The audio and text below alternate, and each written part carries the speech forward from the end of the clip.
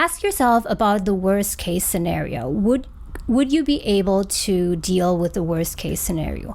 So let's say, for example, that you're conflicted between staying in your job versus starting a business. You really, really want to start a business, but you still have all these fears and doubts and these horror scenarios in your head. What if it goes wrong? What if I go bankrupt, and so on? So just take a moment and ask yourself, what would the worst case scenario be of starting this business? And if your business would completely fail, would you be able to deal with that situation or not? And the answer to this will be very important, because if the answer is no, I cannot deal with it, I do not want to deal with it if it fails, then you can't do it. You cannot go for option B. Just stick to A then. But first of all, you need to first define what the worst case scenario would look like. And in most cases, the worst case scenario is not as bad as you think. So, of course, it depends on your circumstances. It depends on your financial situation. It depends on what's going on in your life with your family and your health also, right?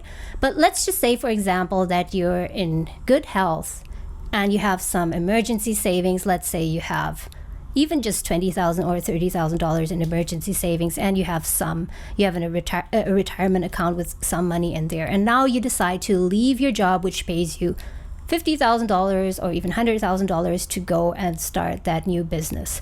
And let's just say that you're going to develop this app that I talked about earlier, this app that helps people to manage their finances.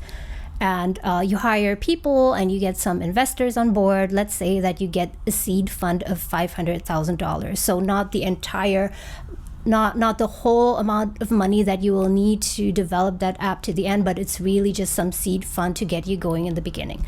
So let's say that you do that and you succeed after 2 years, and then you're ready to go to the next stage and you get more funds from investors. Then good for you, congratulations, you succeeded. But let's say, what if after 1 year you run out of money, so that $500,000 is gone and you're still not there where you wanted to be? Like, instead of achieving 100% of all your milestones in the development process, you only achieved 25%. Let's say that is what happens. And now think, will you be able to accept that worst case scenario or not?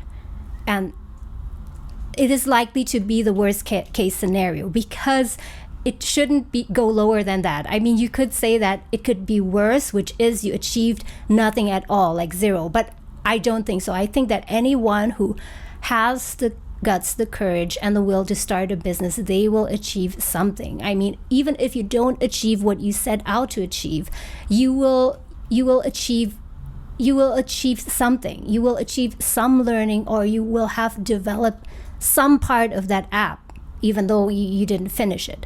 So ask yourself, will you be able to deal with that worst case scenario? And in most cases, I think that people would say yes. I mean, it's not ideal. I don't want it to happen. But in the 30% or 40% chance that does happen, that's something that's a risk that I am willing to take. And even if that happens, I will not be devastated and my life will not be over, because from there are still many other options. There are still many other paths that I could take. And here I want to remind you about point number 1 that we talked about earlier, which is, don't compare two static options, but compare two series of options or series of decisions. So even if your plan of making this app failed after 1 year, from there will be other opportunities.